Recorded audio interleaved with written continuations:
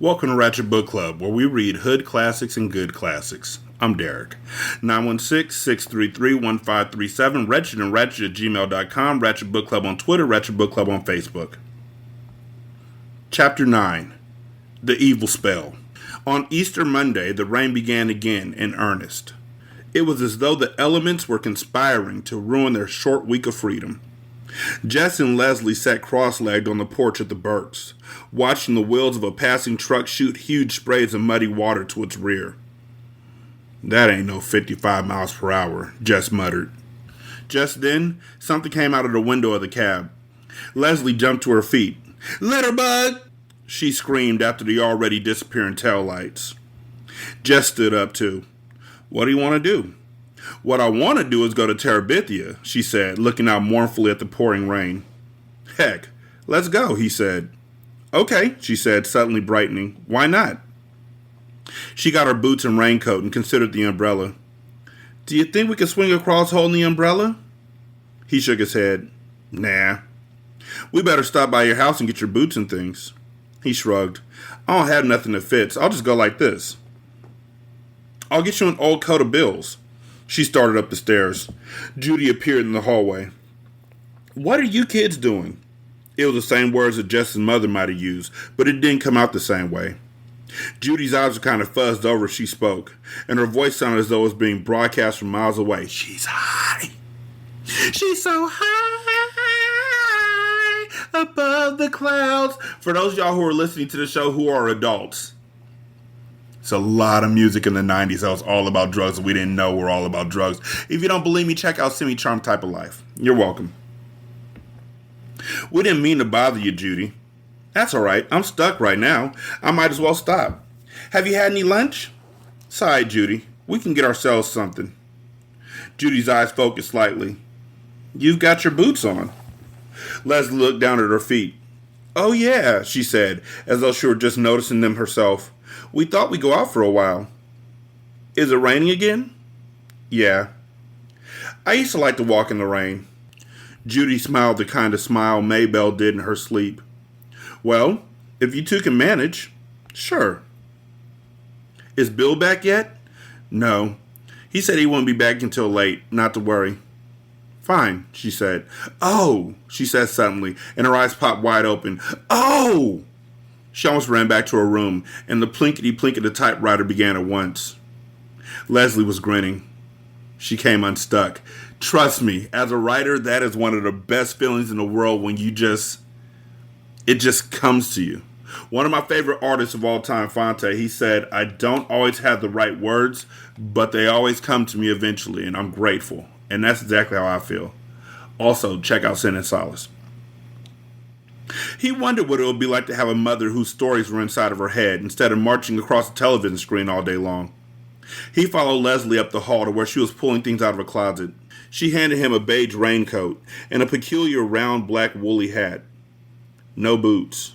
Her voice was coming up from the depths of the closet and was muffled by a line of overcoats. "How about a pair of clumps?" "A pair of what?" She stuck her head out between the coats. "Cleats. Cleats," she produced them. "They look like size 12s. Nah, I lose them in the mud. I'll just go barefoot." "Hey," she said, emerging completely. "Me too." The ground was cold. The icy mud sent little thrills of pain up their legs, so they ran, splashing through the puddles and slushing in the mud. P.T. bounded ahead, leaping fish-like from one brown sea to the next, then turning back to herd the two of them forward, nipping at their heels and further splashing their already sopping jeans. When they got to the bank of the creek, they stopped. It was an awesome sight. Like in the Ten Commandments on TV, when the water came rushing into the dry path Moses had made and swept all the Egyptians away, the long dry bed of the creek was a roaring 8-foot wide sea. Sweeping before it great branches of trees, logs, and trash, swirling about them like so many Egyptian chariots, the hungry water licking and sometimes leaping the bank, daring them to try and confine it. Nope. You know what I'm not doing that day? I'm not swinging. I don't care if Mint Condition comes out and sings about how I send them swinging. I ain't going over that. Nope. And when I go over it, it has to be empty. That's the rule. I'd be like, you know what's a better idea? We can imagine Terabithia at home because it's a made up place. But they're kids. They're fifth graders. And their parents aren't helicopter parents. So their parents don't know that they've been going out to a place where eventually a creek bed will be full of rushing water. Nope. Wow. Leslie's voice was respectful. Yeah. Jess looked up at the rope. It was still twisted around the branch of the crabapple tree. His stomach felt cold. Maybe we ought to forget it today. Come on, Jess. We can make it. The hood of Leslie's raincoat had fallen back, and her hair lay plastered to her forehead. She wiped her cheeks and eyes with her hand, and then untwisted the rope. She unsnapped the top of her coat with her left hand. Here, she said. Stick PT in here for me. I'll carry him, Leslie. With that raincoat, he'll slip right out the bottom. She was impatient to be gone, so Jess scooped up the sodden dog and shoved him rear first into the cave of Leslie's raincoat. You gotta hold his rear with your left arm and swing with your right, you know. I know. She moved backwards to get a running start. Hold tight. Good gosh, Jess. He shut his mouth. He wanted to shut his eyes, too, but he forced himself to watch her run back, race for the bank, leap, swing, and jump off, landing gracefully on her feet on the far side. Catch! He stuck his hand out, but he was watching Leslie and PT and not concentrating on the rope. Was slipped off the end of his fingertips and swung in a large arc out of his reach. He jumped and grabbed it, and shutting his mind to the sound inside of the water, he ran back and then speeded forward. The cold stream lapped his bare heels momentarily, but then he was in the air above it and falling awkwardly and landing on his bottom. PT was on him immediately, muddy paws all over the beige raincoat, and pink tongue sandpapering Jess's wet face. Leslie's eyes were sparkling. Arise. She barely swallowed a giggle. Arise, King of Terabithia, and let us proceed into our kingdom. The King of Terabithia snuffled and wiped his face on the back of his hand. I will arise, he replied with dignity, when thou removes this fool dog off my gut. They went to Terabithia on Tuesday and again on Wednesday. The rain continued sporadically, so that by Wednesday the creek had swollen to the trunk of the crabapple, and they were running through ankle-deep water to make their flight into Terabithia. And on the opposite bank, Jess was more careful to land on his feet. Sitting in cold, wet bridges for an hour was no fun, even in a magic kingdom. For Jess, the fear of the crossing rose with the height of the creek. Leslie never seemed to hesitate, so Jess could not hang back. But even though he could force his body to follow her, his mind hung back, wanting to cling to the crabapple tree the way Joy Sand might cling to Mama's skirt. While they were sitting in the castle on Wednesday, it began suddenly to rain so hard that water came through the top of the shack in icy streams. Jess tried to huddle away from the worst of them, but there was no escaping the miserable invaders. Dost thou know what's on my mind, O king? Leslie dumped the contents of one coffee can on the ground and put the can under the worst leak. What? Methinks some evil being has put a curse on our beloved kingdom. Damn Weather Bureau. In the dim light, he could see Leslie's face freeze into its most queenly pose, the kind of expression she usually reserved for vanquished enemies. She didn't want a kid.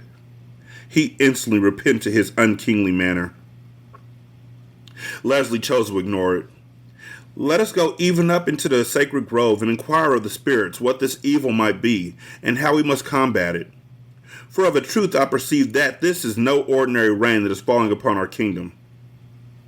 Right, Queen, Jess mumbled and crawled out of the low entrance of the castle stronghold. Under the pines, even the rain lost its driving power. Without the filter light of the sun, it was almost dark, and the sound of the rain hitting the pine branches high above their heads filled the grove with a weird, tuneless music.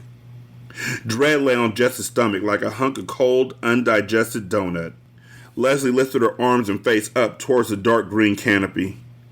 O spirits of the grove, she began solemnly, we are come on behalf of our beloved kingdom, which lies even now under the spell of some evil, unknown force. Give us, we beseech thee, wisdom to discern this evil, and power to overcome it. She nudged Jess with her elbow. He raised his arms. He felt the point of her sharp elbow again. Yes, Please listen, thou spirits. She seemed satisfied. At least she didn't poke him again. She just stood there, quietly, as if she were listening respectfully to someone talking to her. Jess was shivering, whether from the cold or from the place he didn't know, but he was glad when she turned to leave the grove. All he could think of was dry clothes and a cup of hot coffee, and maybe just plunking down in front of the TV for a couple of hours. He was obviously not worthy to be king of Terabithia. Who ever heard of a king who was scared of tall trees and a little bit of water? He swung across the creek almost too disgusted with himself to be afraid. Halfway across, he looked down and stuck his tongue out at the roaring below. Who's afraid of the big bad wolf? Tra-la-la-la-la, he said to himself, and then quickly looked up again toward the crabapple tree. I know that one. That used to be one of my favorite cartoons on Disney. Like every so often, back in the 80s, yes, I'm old, shut up. If you felt bad about that or if you laughed at me being old, donate. You oughta. But Venmo, Derek-Jones-2. Cash App, $Rashani. Pay me for laughing. Anyhow, Disney Channel back in the day used to have like 4 things on it. Kids Incorporated, Old School Swiss Family Robinson, DTV, which was really dope. That was like one cartoon that would pop up, a short cartoon that would pop up in the middle of nothing, like as a commercial break. And they'd have like this great rock music that would happen before it.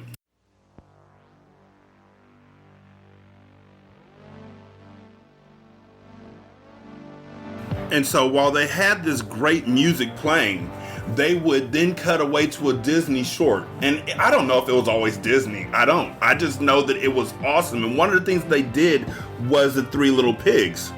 But the Three Little Pigs and the Big Bad Wolf, the most enduring thing about it was them singing, "Who's afraid of the Big Bad Wolf? The Big Bad Wolf, the Big Bad Wolf," because these weren't like the pigs in the book. Nah, these pigs were talking trash. Like these were N1 pigs. Like these pigs were like, "You think you got me? Nope."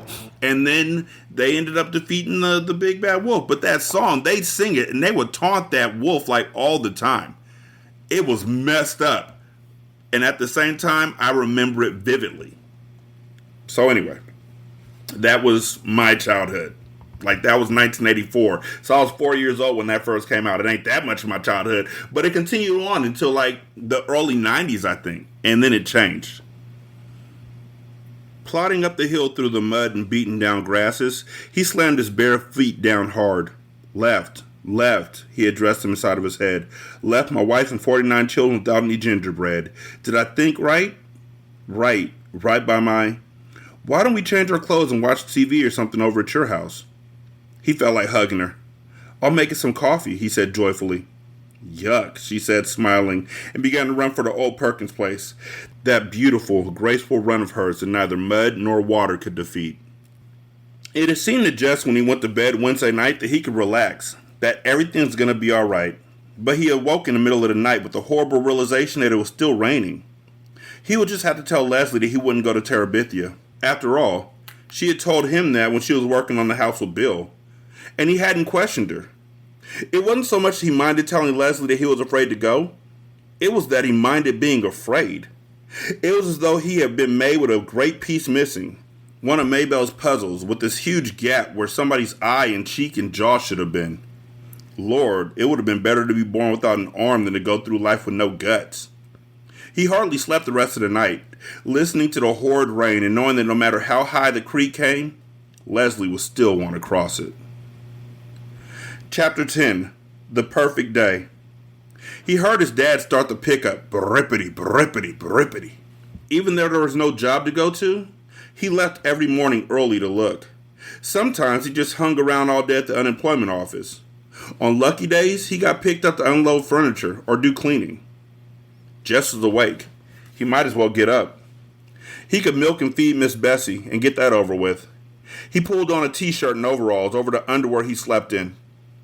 Where are you going? Go back to sleep, Maybelle. I can't. The rain makes too much noise. Well, get up then. Why are you so mean to me? Will you shut up, Maybelle? You'll have everyone in the whole house woke up with that big mouth of yours. Joyce Ann would have screamed, but Maybelle made a face. Oh, come on, he said. I'm just going to milk Miss Bessie. Then maybe we can watch cartoons if we keep the sound real low. Maybelle was as scrawny as Brenda was fat. She stood a moment in the middle of the floor in her underwear, her skin white and goosebumpy.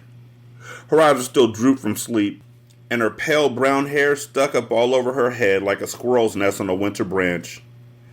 That's got to be the world's ugliest kid, he thought, looking her over with genuine affection. She threw her jeans into his face. I'm going to tell Mama. He threw the jeans back at her. Tell Mama what? How you just stand there staring at me when I ain't got my clothes on? Lord, she thought he was enjoying it.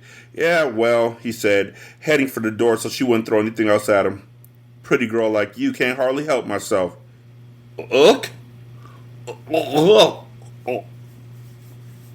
He could hear her giggling as he crossed the kitchen. Oh, there's other ways to compliment your little sister. Oh, God, I know. Plus, it's in Virginia. Oh, twofer. Ha ha. The shed was filled with Miss Bessie's familiar smell. He clucked her gently over and he set his stool at her flank and the pail beneath her speckled udder. The rain pounded the metal roof of the shed so that the plink of milk in the pail set up a counter rhythm. If only it would stop raining. He pressed his forehead against Miss Bessie's warm hide. He wondered idly if cows were ever scared. Really scared. He had seen Miss Bessie jitter away from PT, but that was different. A yapping puppy at your heels is an immediate threat. But the difference between him and Miss Bessie was that when there was no PT in sight, she was perfectly content, sleepily chewing her cud. She wasn't staring down at the old Perkins place, wondering and worrying. She wasn't standing there on her tippy toes while anxiety ate holes through all of her stomachs. He stroked his forehead against her flank and sighed. If there was still water in the creek come summer, he'd ask Leslie to teach him how to swim. Oh! I'd be scared too! Yeah, if that creek bed is full of water and I can't swim, you know what? That's a big nope, 10-4, good buddy. We're going to have to form a convoy another day. Nope. Can't swim, can't do it. Nope. How's that? He said to himself.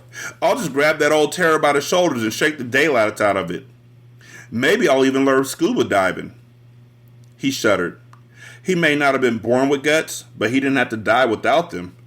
Hey, maybe he could go down to the medical college and get a gut transplant. No, Doc. I got me a perfectly good heart. What I need is a gut transplant. How about it? He smiled. He'd have to tell Leslie about wanting a gut transplant. It was the kind of nonsense she appreciated. Of course, he broke the rhythm of the milking long enough to shove his hair out of his face. Of course, what I really need is a brain transplant. I know Leslie. I know she's not going to want to bite my head off or make fun of me if I say I don't want to go across again till the creek's down. All I got to say is, Leslie, I don't want to go over there today. Just like that. Easy as pie. Leslie, I don't want to go over there today. How come? How come? Because. I called you 3 times already. Maybelle was imitating Ellie's precious manner. Call me for what? Some lady wants you on the telephone. I had to get dressed to come get you. He never got phone calls. Leslie had called him exactly once, and Brenda had gone into such a song and dance with her about just getting a call from his sweetheart that Leslie had decided it was simpler to come to the house and get him when she wanted to talk. Sounds kind of like Miss Edmonds. It was Miss Edmonds. Jess? Her voice flowed through the receiver. Miserable weather, isn't it? Yes'm. He was scared to say more for fear that she'd hear the shake. I was thinking of driving down to Washington.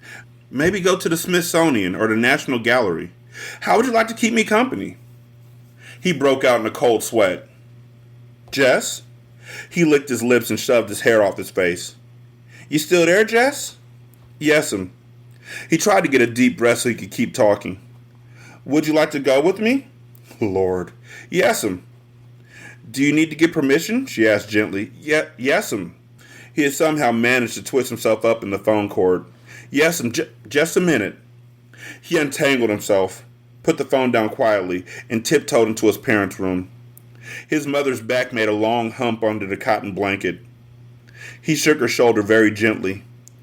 Mama? He was almost whispering. He wanted to ask her without really waking her up. She was likely to say no if she woke up and thought about it. That was me. But it was never to go on no field trip with a teacher. It was never none of that. I shook my mom gently and whispered quietly because I knew the things that I was going to say was going to get me a whooping.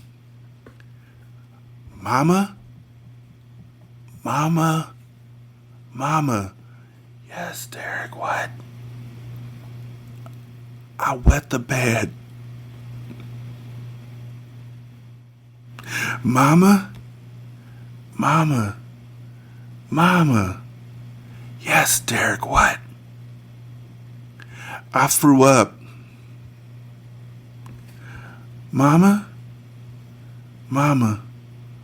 Mama? Yes, Derek, what?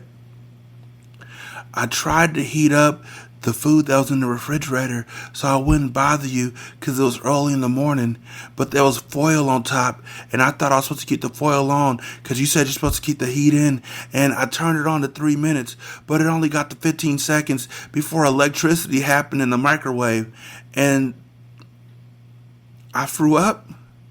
You didn't throw up, Derek. Tell me what really happened. The kitchen's on fire, and the TV said that it's best if I call 911, and they're on their way. But they want to talk to you about responsibility and not letting a 6-year-old have control of the microwave when ain't nobody else awake. Also, my brother said that I was going to get radiation poisoning because the microwave is radiator. Is it a radiator? Am I going to die? And then my dad would speak up. Yes. Yes, you are, as soon as I get fully dressed and awake. That's why you whisper. She jumped at the sound, but relaxed again, not fully awake. Teacher wants me to go to Washington to see the Smithsonian. Washington? The syllables were blurred. Yeah, something for school. He stroked her upper arm. Be back before too late, okay? Don't worry, I done milking. She pulled the blanket to her ears and turned on her stomach. Jess crept back to the phone. It's okay, Miss Edmonds. I can go. Great. I'll pick you up in 20 minutes. Just tell me how to get to your house. If you don't know how to get to his house, how you know you're going to pick him up in 20 minutes? It might be 3 minutes down the road from you. See, you a lie. As soon as he saw her car turn in, Jess raced out the kitchen door through the rain and met her halfway up the drive. His mother could find out the details from Maybelle after he was safely up the road. He was glad Maybelle was absorbed in the TV. He didn't want her waking Mama up before he got away. He was scared to look back even after he was in the car and on the main road for fear that he'd see his mother screaming after him. It didn't occur to him until the car was past Millsburg that he might have asked Miss Edmonds if Leslie could have come too. When he thought about it, he couldn't suppress the secret pleasure of being alone in this small, cozy car with Miss Edmonds. She drove intently, both hands gripping the top of the wheel, peering forward. The wheels hummed and the windshield wipers slicked a merry rhythm. The car was warm and filled with the smell of Miss Edmonds. Jess sat with his hands clasped between his knees, the seatbelt tight across his chest. Damn rain, she said. I was going stir crazy. Yes'm, he said happily.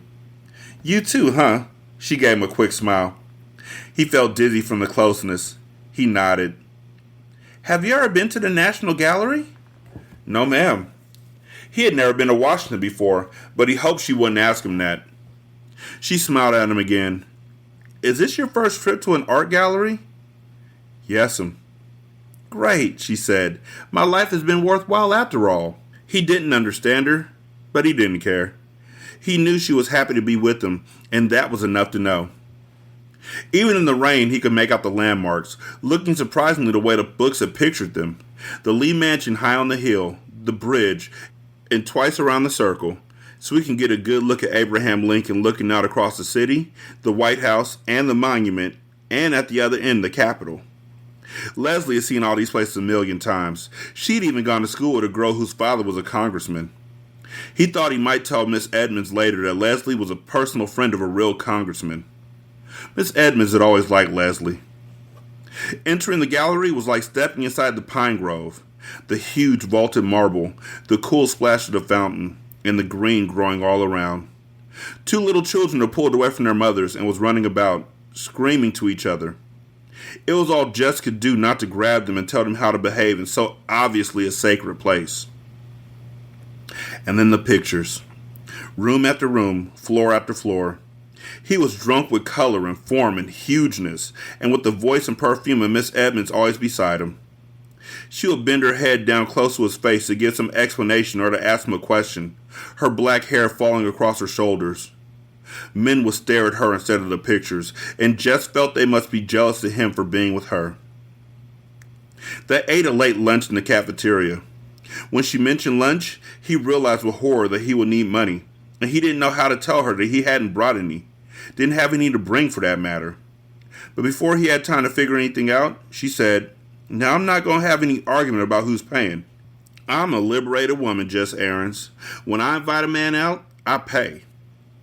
He tried to think of some way to protest without ending up with the bill, but couldn't, and found himself getting a $3 meal, which is far more than he had meant to have her spend on him. Tomorrow, he would check out with Leslie how he should have handled things. After lunch, they trotted through the drizzle to the Smithsonian to see the dinosaurs and the Indians. There, they came across a display case holding a miniature scene of Indians dressed in buffalo skins, scaring a herd of buffalo into stampeding over a cliff to their death, with more Indians waiting below to butcher and skin them. It was a three-dimensional nightmare version of some of his own drawings. He felt a frightening sense of kinship with it. "Fascinating, isn't it?" Miss Edmonds said, her hair brushing his cheek as she leaned over to look at it. He touched his cheek. "Yes'm." To himself he said, "I don't think I like it," but he could hardly pull himself away. When they came out of the building, it was in the brilliant spring sunshine. Jess blinked his eyes against the glare and the glisten. "Wow," Miss Edmonds said. "A miracle! Behold the sun!" I was beginning to think she had gone into a cave and vowed never to return, like the Japanese myth. He felt good again. All the way home in the sunshine, Miss Edmonds told funny stories about going to college 1 year in Japan, where all the boys had been shorter than she, and she hadn't known how to use the toilets. He relaxed. He had so much to tell Leslie and ask her. It didn't matter how angry his mother was, she'd get over it, and it was worth it. This one perfect day of his life was worth anything he had to pay. One dip in the road before the old Perkins place, he said, "Just let me out the road, Miss Edmonds. Don't try and turn in. You might get stuck in the mud." "Okay, Jess," she said. She pulled over at his road. "Thank you for a beautiful day." The western sun danced on the windshield, dazzling his eyes. He turned and looked Miss Edmonds full in the face. "No, ma'am." His voice sounded squeaky and strange. He cleared his throat. "No, ma'am. Thank you." Well, he hated to leave without being able to actually really thank her, but the words were not coming for him now. Later, of course, they would, when he was lying in bed or sitting in the castle. "Well," he opened the door and got out. "See you next Friday." She nodded, smiling. "See ya." He watched the car go out of sight and then turned and ran with all his might to his house, the joy jiggling inside of him so hard that he wouldn't have been surprised if his feet had just taken off from the ground, the way they sometimes did in dreams, and floated him right over the roof. He was all the way into the kitchen before he realized that something was wrong. His dad's pickup had been outside the door, but he hadn't taken it in until he came into the room and found them all sitting there. His parents and the little girls at the kitchen table, and Ellie and Brenda on the couch. No eating. There was no food on the table. Not watching TV. It wasn't even turned on. He stood unmoving for a second while they stared at him. Suddenly, his mother let out a great shuddering sob. "Oh my God! Oh my God!" She said it over and over again, her head down in her arms. His father moved to put his arm around her awkwardly, but he didn't take his eyes off Jess. "I told you you'd just gone off somewhere," Maybelle said quietly and stubbornly, as though she had repeated it often and no one had believed her. He squinted his eyes as though trying to peer down a dark drain pipe. He didn't even know what question to ask them. "What?" he tried to begin. Brenda's pouting voice broke in. "Your girlfriend's dead." "What?"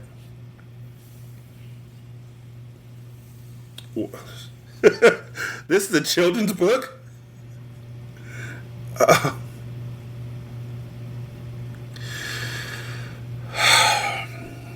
Brenda's pouting voice broke in. Your girlfriend's dead, and Mama thought you were dead too.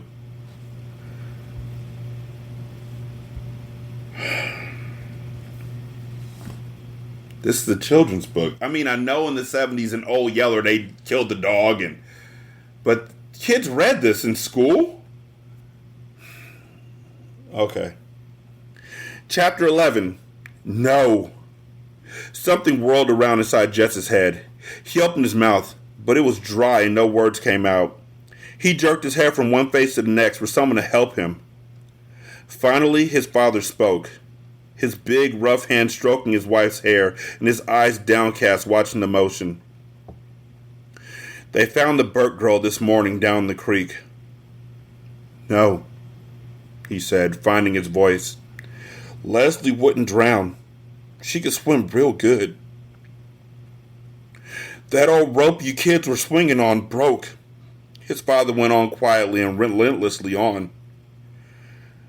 They think she must have hit her head on something when she fell. No. He shook his head.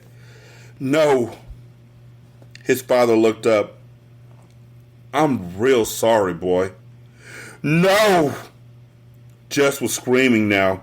I don't believe you. You're lying to me. He looked around wildly for someone to agree, but they all had their heads down except Maybelle, whose eyes were wide with terror. But Leslie, what if you die?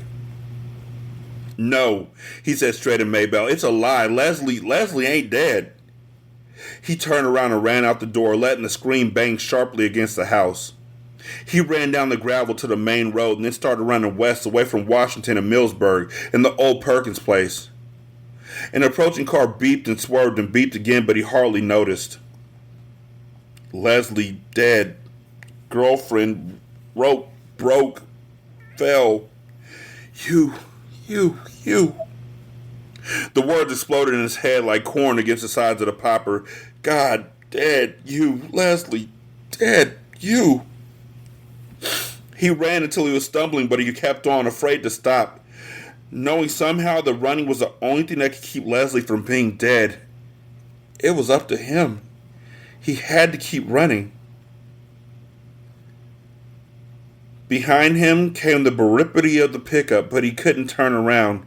He tried to run faster, but his father passed him and stopped the pickup just ahead, then jumped out and ran back. He picked Jess up in his arms as though he was a baby for the first time. For the first few seconds, Jess kicked and struggled against his strong arms. Then Jess gave himself over to the numbness that was buzzing to be let out from a corner of his brain. He leaned his weight upon the door of the pickup and let his head thud against the window. His father drove stiffly without speaking, though once he cleared his throat as though he was going to say something. But he glanced at Jess and closed his mouth.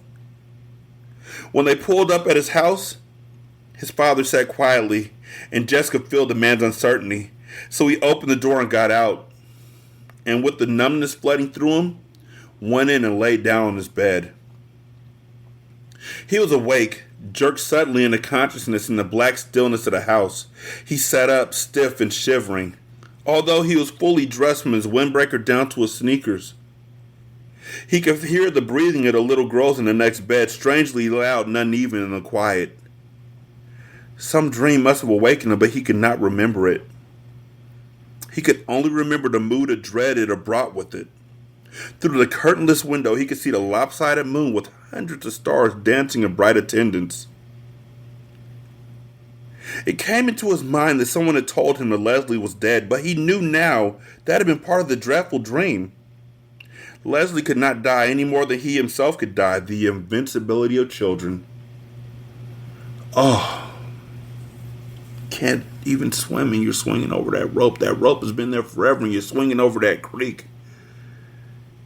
You don't think to look for things in the water. You're going to live forever. But the words turned over uneasily in his mind like leaves stirred up by a cold wind. If he got up now and went down to the old Perkins place and knocked on the door, Leslie would come to open it, PT jumping at her heels like a star around the moon. It was a beautiful night. Perhaps they could run over the hill and across the fields to the stream and swing themselves into Terabithia. They had never been there in the dark, but there was enough moon for them to find their way into the castle, and he could tell her about his day in Washington and apologize. It had been so dumb of him not to ask if Leslie could go too. He and Leslie and Miss Edmonds could have had a wonderful day. Different, of course, from the day he and Miss Edmonds had, but still good, still perfect. Miss Edmonds and Leslie liked each other a lot. It would have been fun to have Leslie along. I'm really sorry, Leslie. He took off his jacket and his sneakers and crawled under the covers. I was dumb not to think of asking. It's okay, Leslie would say. I've been to Washington thousands of times. Did you ever see the buffalo hunt? Somehow, it was the one thing in all Washington that Leslie had never seen, and so he could tell her about it, describing the tiny beast hurtling to destruction. His stomach suddenly felt cold.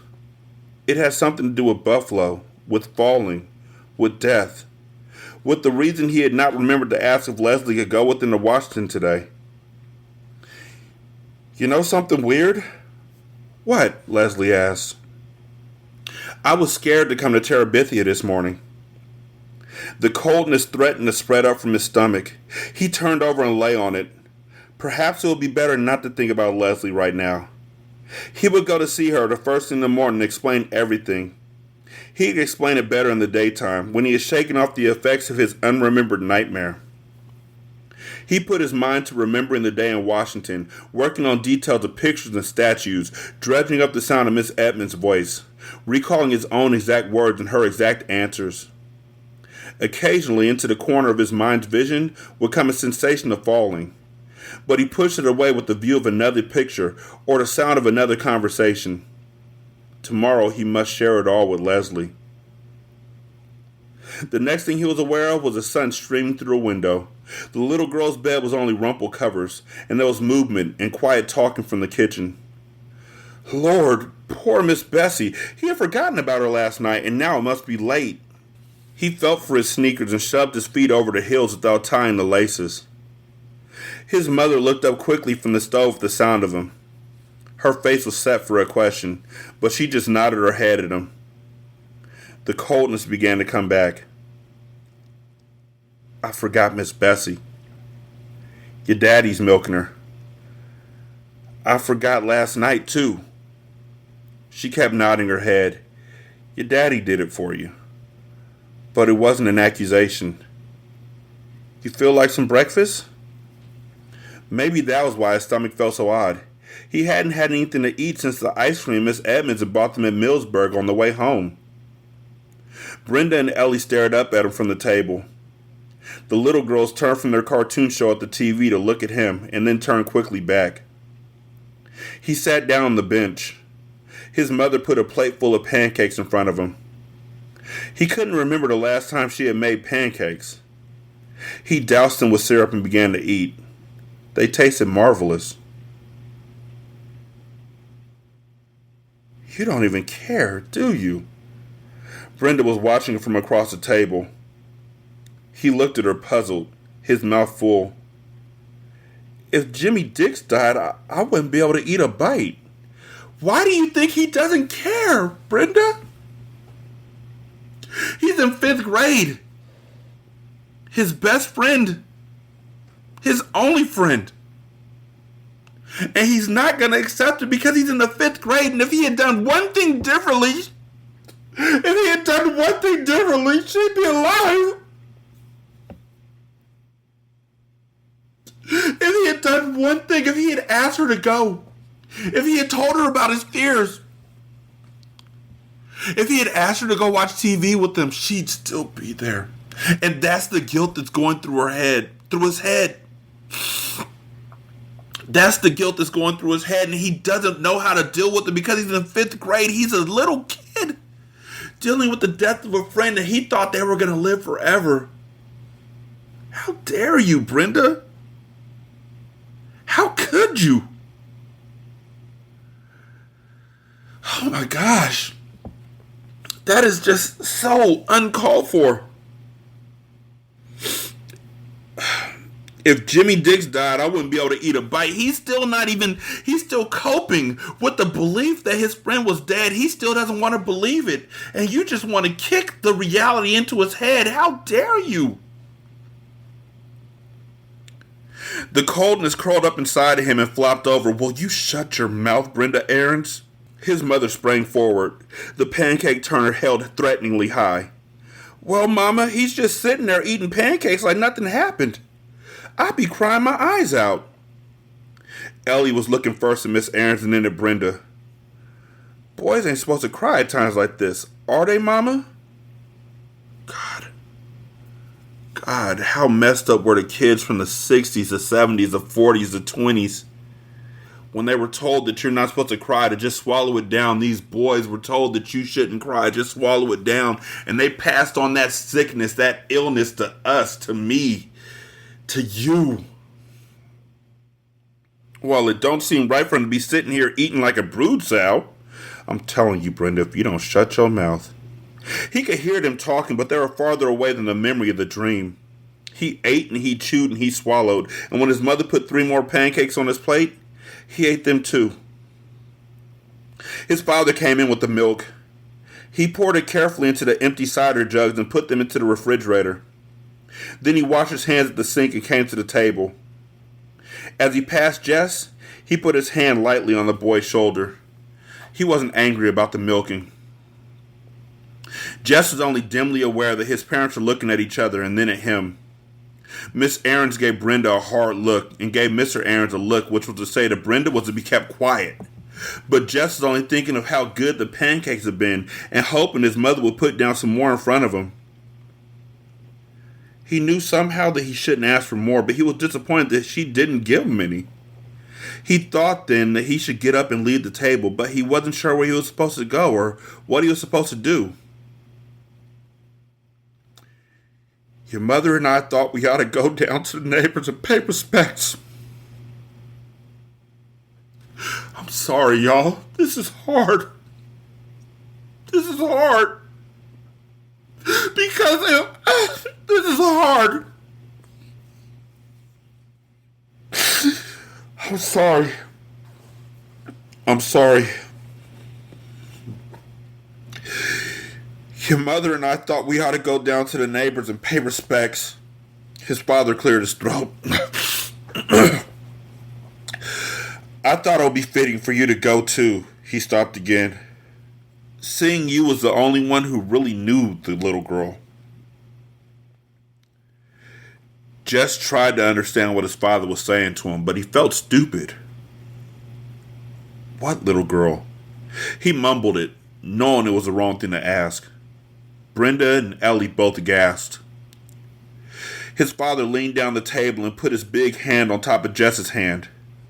He gave his wife a quick, troubled look, but she just stood there, her eyes full of pain, saying nothing. Your friend Leslie is dead, Jessie. You need to understand that.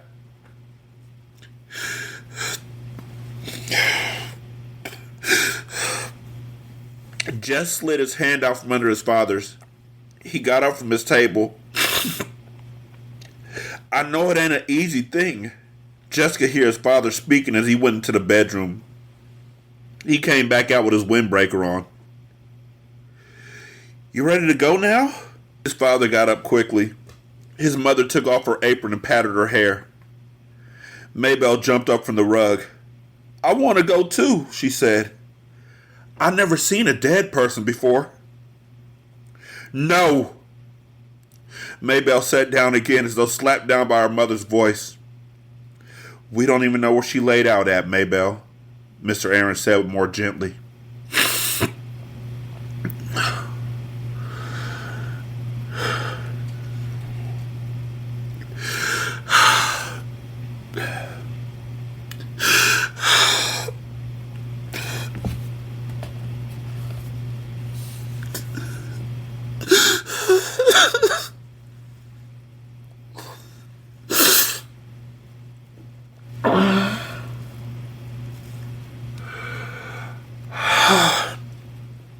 (916-633-1537) Wretched and Ratchet at gmail.com. Ratchet Book Club on Twitter.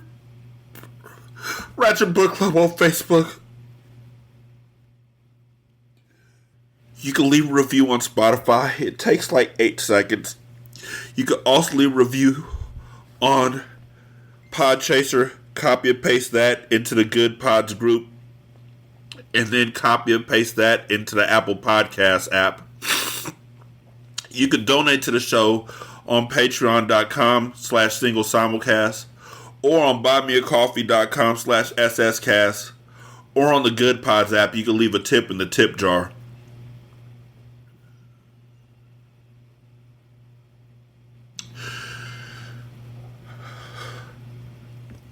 Thank y'all so much for listening. I greatly appreciate it. Y'all be good. I'ma holler at you later. Peace.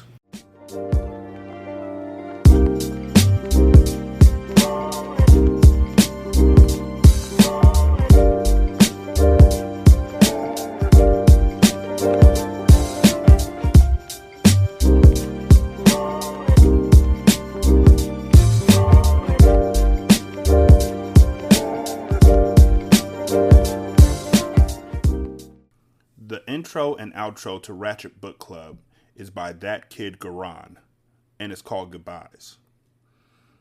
You can email him at tkgbeats94@gmail.com for more information on how to lease this beat. This is Single Simulcast.